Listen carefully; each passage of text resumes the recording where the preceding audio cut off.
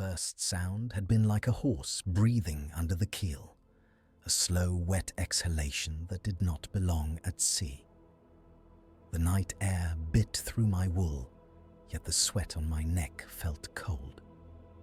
Our lanterns swayed, throwing the gunwale into jerking shadow, and something pale moved just beyond its reach, pacing us without a ripple along the starboard side, as if waiting.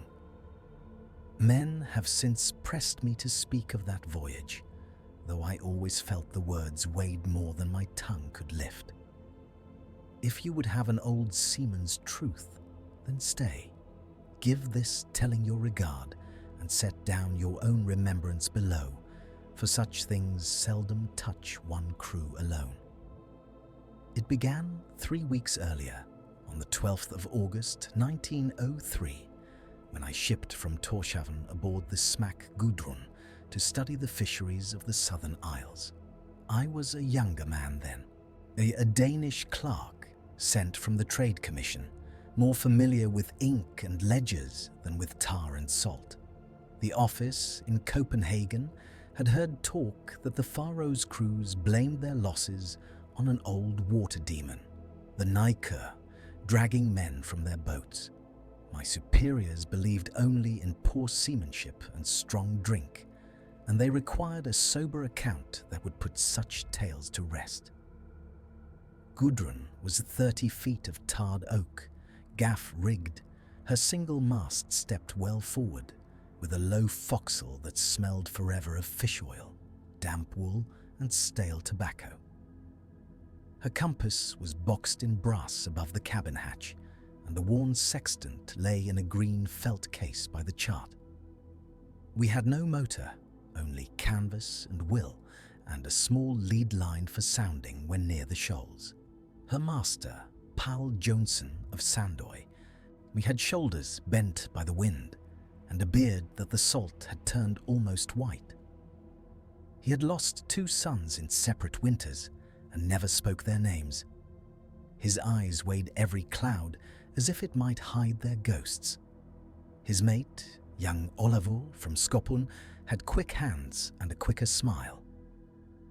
He hummed the old Kingo hymns under his breath as he coiled down the long lines, and he boasted that no wave had yet been built that could frighten him. Of the 3 other hands, I recall best a quiet fellow named Mikjal, who kept a bit of his wife's knitted shawl rolled in his sea chest.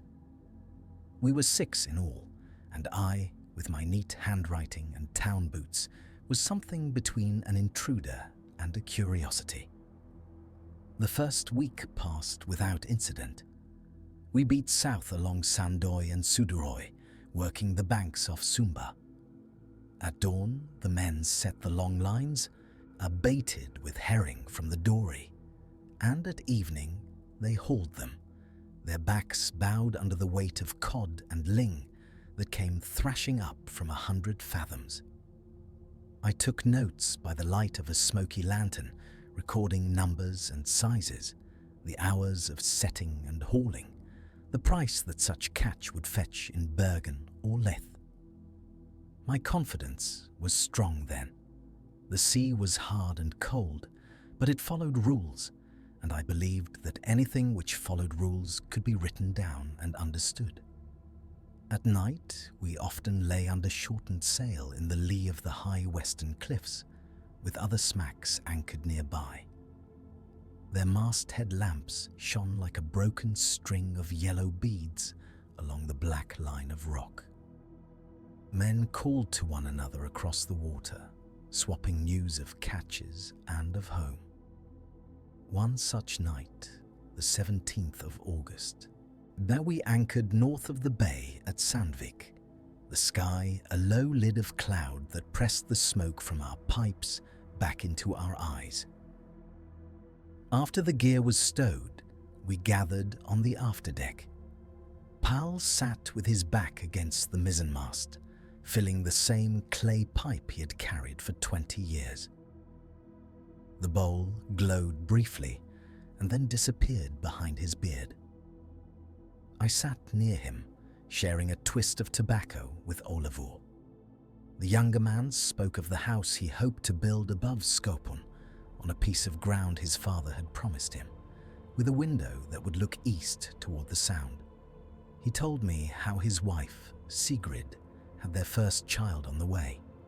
He asked after Denmark and whether the streets were truly paved all in stone. In my turn, I spoke of my own young wife in Copenhagen, of the little flat near Gammel Strand, and of the child we hoped for but did not yet have. For a time, the talk was warm and ordinary, the sound of men imagining settled lives while the boat rocked gently under them. Such talk, I have learned, often comes before the sea chooses to show its other face. When there was a lull, I asked why several of the other smacks had turned their bows eastward while there was still light, though the fishing to the west was said to be richer. At this, Pal drew on his pipe, exhaled, and watched the smoke curl away on the damp air. His expression did not change, but he spat over the side and said, "Men were taken there, west of Lopransfjall. That place does not love boats." "Taken by what?" I asked, half in jest. He only shrugged once, a small, stiff motion. "By the sea," he said, "or by what is in it." Then he rose and went forward, calling something to Mikjal about the anchor cable. It would have ended there, but when he was out of earshot, Olavur leaned nearer and said softly, "The old men will say Nykur for every drowning, a horse in every shadow." He gave a quick grin, yet his fingers worked restlessly at the seam of his jersey. "But rock and weather are enough to kill a man. You shall see. Your report will speak of that." I agreed readily. I had been raised to respect charts and instruments, not sagas. Yet even as I lay that night in my narrow bunk, listening to the hull creak and to the gentle splash against the planks, a faint unease lay under my ribs. It seemed to me that the cliffs loomed closer than they had, though I knew we were well anchored. And once I thought I heard a soft noise carry across the water, like a heavy body shifting upon wet stone. The first clear sign that something was amiss came 3 days later. We had worked steadily farther west, beyond the grounds that Pal preferred. The barometer held steady, the wind was a moderate breeze from the southeast, and the sea showed only a long, regular swell. On the morning of the 20th, we found ourselves well beyond the other smacks. Their sails were low ghosts behind us, no more than smudges against the hazy line where sky met water.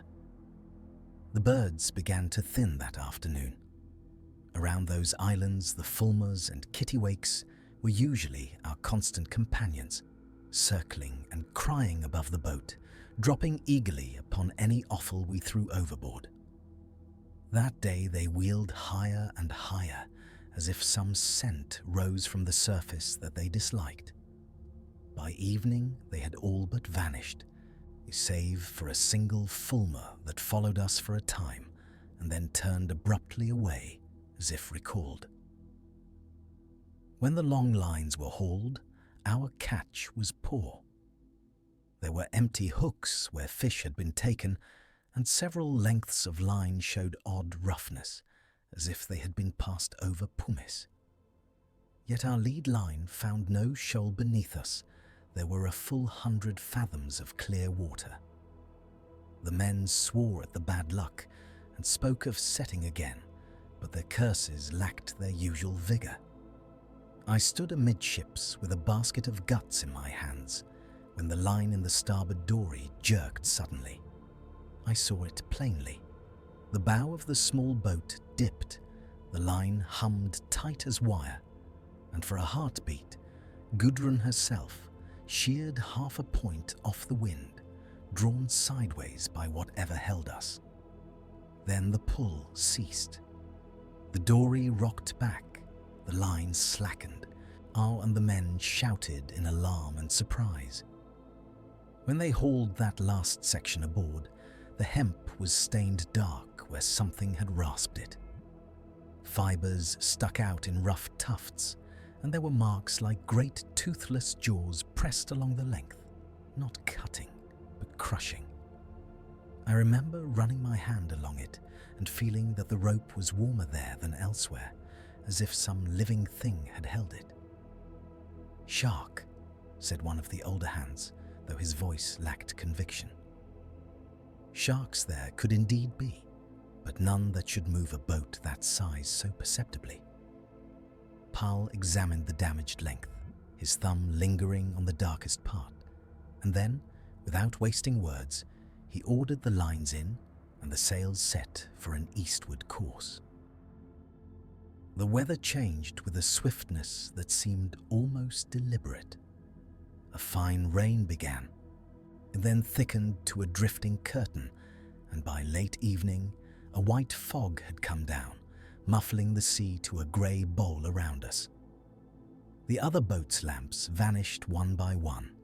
Sounds reached us only in fragments, the distant toll of some ship's bell, a snatch of a man's shout, and then nothing. The air grew curiously still. Our own wake made scarcely a murmur. By the time the night watch was set, that quiet had deepened into something like pressure. Even below, in the cramped cabin, I felt it. The lantern flame burned small and low, as though the air grudged its strength. The men moved more softly, and when they spoke, it was in subdued tones, as if we lay under a roof of stone and feared to bring it down. That was the first night I heard the rasp. I had turned in, but not yet slept when a dragging sound began along the hull, far forward, and then creeping aft. It was like a chain pulled slowly over wet planks, or like a giant tongue drawn thoughtfully along the ship's side. Crockery trembled in its racks. I felt the thin mattress under me quiver. It passed beneath my bunk and moved on toward the stern, fading very gradually, as if whatever made it was circling us rather than departing. Across the cabin, in the gloom, I heard Powell shift. The small creak of his bunkboards carried too clearly in that hush. Another man muttered something in Faroese that I did not yet understand then, but have since learned was a half-prayer. No one spoke aloud. It would have seemed a kind of impiety to break that listening. In the morning, the fog still clung, though it had grown thinner. We could see the vague mass of Suðuroy to the east, but no sails lay between us and it, and the wind had almost died. We moved under what little canvas we could fill, the booms swinging lazily. The men worked, but without their usual speech. Their faces had taken on that wooden look one sees at wakes. Near noon, as I stood by the mast, I noticed that my tongue held a faint bitterness that no coffee washed away. When I breathed through my nose, there came with the salt a taint of something else, like wet leather and old blood. By afternoon, every man remarked upon it. The smell did not strengthen or fade. It simply remained, saturating wool and rope and even the biscuit in the tin. We found no dead whale, no wreckage, nothing to explain it. It was as if the sea itself had exhaled some deeper breath. That evening, the wind failed entirely. The sea lay flat as pewter, marked only by slow, glassy heaves. Our masthead lamp burned alone in a low vault of cloud. No star showed. No other light answered from any quarter. Even the eternal murmur of the oceans seemed to have stilled the water at our bow, parted with an almost oily silence. I had never known such a hush upon any sea. I took the middle watch with Olafur. We paced the deck in our heavy jerseys, our oilskins thrown back for ease, boots thudding dully on the planks. From time to time, he glanced over the side in a way that tried to appear casual. Far below, in our slight wake, a faint, pallid glow wavered, as if lines of cold fire traced our passing there in the depths. After an hour, when my thoughts had blurred into that dull drift between wakefulness and sleep, the breathing came again. This time, it rose directly beneath my feet, a long, damp inhalation like air drawn into some great lung, followed by a slow exhalation that seemed to warm the boards under me.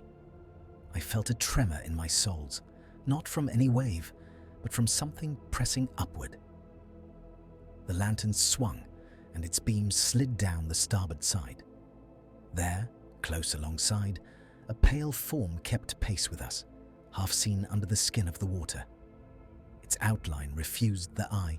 It was horse-like, yet wrong. The neck too long, the head too narrow, as if the sea had misremembered the shape.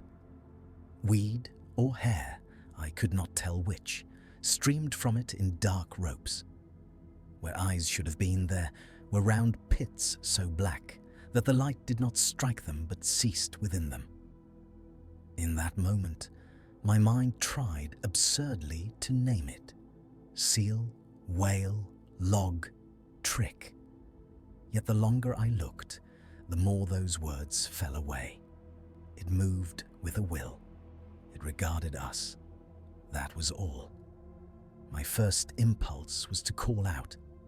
My throat worked, but no sound came. Some instinct older than reason clenched my jaw. I seemed to understand, without knowing how, that a man might be safer unheard. My hand groped instead for the bell rope above the companionway. As my fingers closed on it, the thing altered its motion. It did not dive or roll. It lifted. The water did not break. It simply rose higher along our side, as if it had placed forelegs upon the planks of some invisible stair. For the briefest instant, its blank gaze met mine almost level, though I stood 3 feet above the surface. A smell rose with it then, sharp and metallic, like hot iron quenched in filthy water. I struck the bell with my fist. The clear note cut the night, strangely thin. At that instant, every lamp aboard went out. The wick in the deck lantern gave a single sputter of blue and died, though the oil within was not yet spent.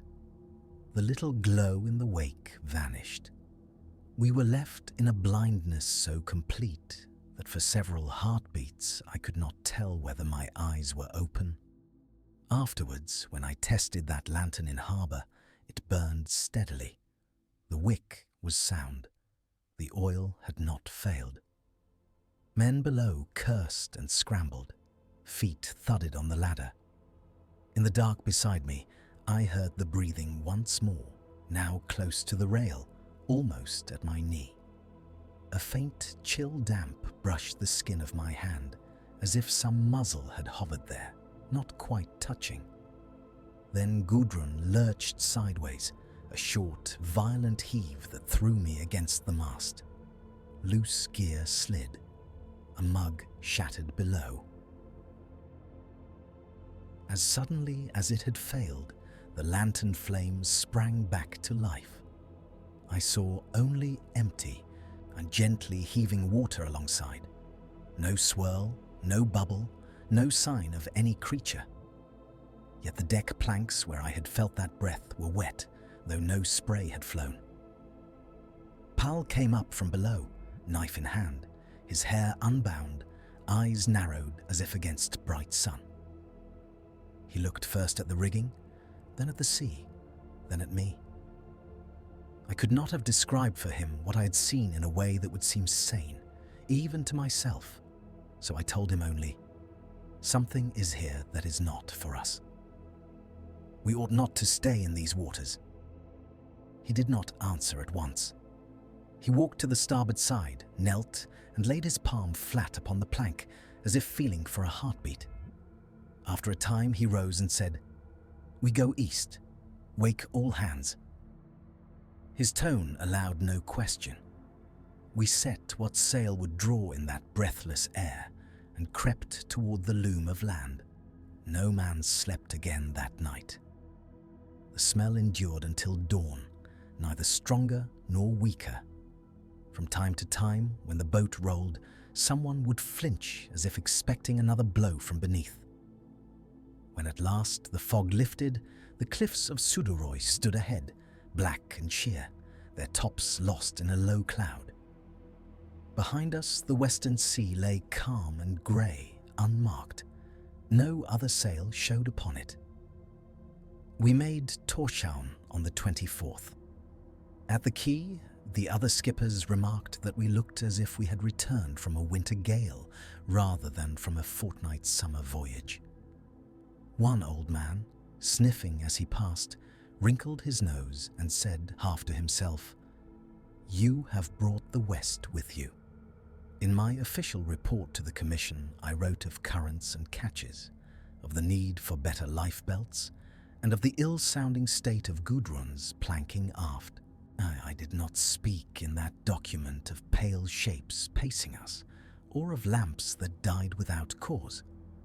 I mentioned only that several skippers declined to fish beyond a certain line west of Lopransfjall, and that this reluctance should be respected until further hydrographic surveys were made.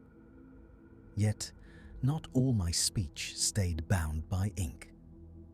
One evening, at the governor's house, over coffee that tasted too strongly of cardamom, I told him and the pastor from Sandoy a little more. Not everything. I lacked then the words I have now, but enough. They listened without interruption. When I had finished, the pastor said, "It is an old name, Nykur. My grandfather warned us children never to follow any horse that came dripping from the water." He folded his hands upon the table. Whether the name fits what you saw, I cannot say. Some things keep their own counsel. The governor pressed his lips together, then remarked that fishermen were scarce enough without feeding their fears from the mainland. "Your formal account must remain practical," he said. "The sea costs us men each year. It is work, not legend, that will mend that." Years slipped over me, one after another, like waves passing the same rock. I returned to Denmark. I had children. I grew thickening in the waist and thin in the hair. Yet the memory of that damp, patient breathing under the keel did not fade. It did not shout. It waited. Once, perhaps 5 years after, I stood on the harbour wall in Isbjörg, watching iron steamers from England come and go, belching smoke against a clean sky. It was midday, the sun high, the quays alive with noise. As I leaned upon the stone, looking down at the water lapping against the piles, I heard, from the depth of the timber beneath my elbow, a slow exhalation like the one that had first chilled me in the Faroes. The wood itself seemed to breathe. I straightened so sharply that a passing dockworker asked if I were unwell. By the time I answered, the sound had gone. Another time, nearer to 10 years after that voyage, I met Olavur again. He came on a larger steel trawler to Copenhagen with a catch of frozen fish for the cold stores in Islands Brygge. He sought me out for news travels among seamen. We sat in a low tavern by the canal, where the ceiling beams were dark with old smoke and the beer tasted faintly of the river. We spoke first of common things: wives, children, the price of coal, the new engines that some boats carried. He had a scar along his jaw that I did not remember, and his hair was sprinkled more with grey. At a pause in the talk, he stared down into his mug and said, in a voice pitched for my ears only, "You remember that night west of Lopransfjall?" "I do," I answered. "I have seen nothing like it since," he said. yet I have not forgotten how it moved with us. It was not like a wave or a whale. It was as if... He broke off, perhaps because there was no word ready that did not seem absurd. After a moment, he added, I dreamed of it when my first son went to sea. I woke with the taste of iron in my mouth. He finished his beer in 3 quick gulps and would not speak further of the matter. From time to time, in those years, I attempted to reason with myself. I examined natural histories, read of monstrous squid and basking sharks, as of whales scarred by strange parasites. I asked questions of sailors who had rounded the Horn and hunted in Davis Strait. They spoke of many curious sights: whales thrashing in blood-red ice, auroras that seemed to fall in curtains around the masts, waves that rose without wind. Yet none had seen a creature that paced a boat in dead water, its breath felt and heard without visible mouth or nostril. Could fear and fog, and a tired mind, have woven some figure from shadow and expectation? Perhaps. Yet I could not forget the way every lamp failed at once, nor the dampness upon the planks where no spray had flown. When memory returned at night, it did not come as a tale. It came as the weight of the bell rope in my hand, as the roughness of the hemp under my fingers.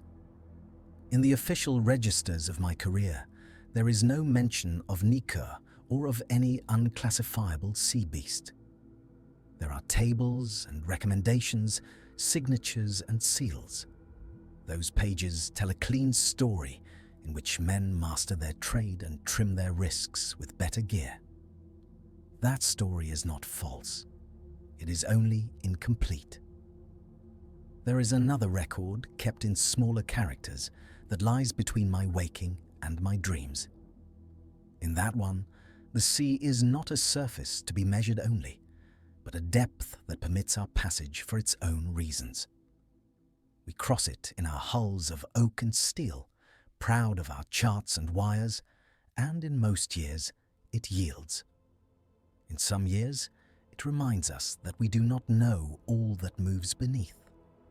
Now, in the winter of my life, certain days bring it nearer. On calm mornings, when fog sits low over Copenhagen harbour and the horns of unseen steamers boom like cattle on a distant moor, I find myself pausing by the quay, listening. Often there is nothing but the slap of waves and the rattle of chains. Now and then there is a small hush between sounds, and in that hush a suggestion of a drawn, patient breath. Sometimes, when the rain runs hard along the gutters of our narrow street and the water hurries toward the drains, I catch in it a faint smell that is not from the city: wet hide, old weed, a whisper of iron. I will stand in my doorway with the door half shut and feel, against all reason, that if I stepped out too far, I might find the cobbles under my feet replaced with planking and black water moving beside me where the pavement should be. Once, not long ago, I was awakened before dawn by my youngest granddaughter, who had come to our bed with a bad dream. As I soothed her, my hand on her hair, a low sound reached my ears through the thick masonry of the house. It was not the clatter of the horse trams or the shouts of the market men. It was that same slow rasp along wood that I had heard 20 years before, as if something vast were passing its flank along the beams under our floor, remembering the measure of them. Perhaps some will say that age unsettles the hearing, or that an old man confuses the sounds of pipes and carriages for those of his youth. That may be. I am content to leave them their certainties. I have my own. What would I gain now by seeking further proof?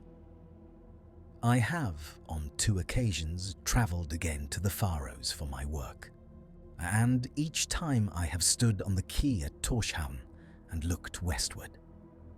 Men still speak low of that stretch beyond Lopransfjall, where boats have gone and not returned.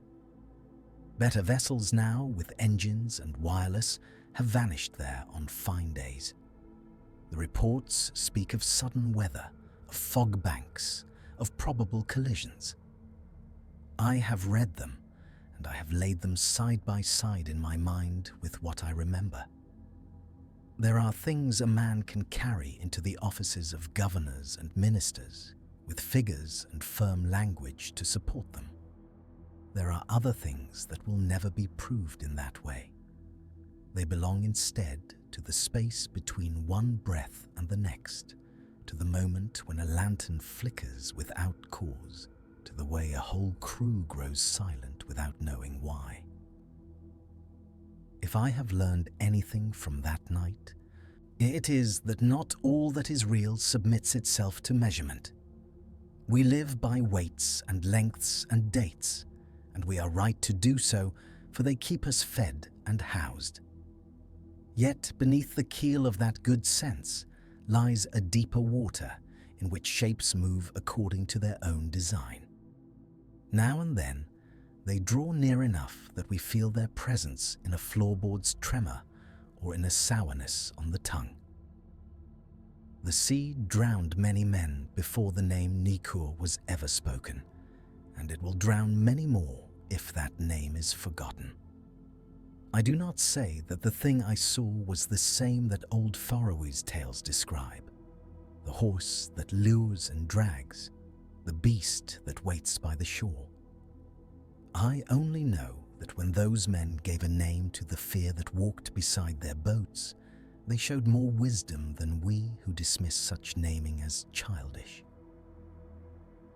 On certain nights, when sleep will not come, I lie in the dark and let my mind go back to that deck, that fog, that waiting hush. I feel again the bell rope in my damp hand, the boards cold under my boots. I look to starboard, though in that memory, as in the truth, there is almost nothing to see, only a paleness moving just beyond the reach of the lantern. It keeps pace there still in my thoughts, without a ripple, as if it had never truly left our side.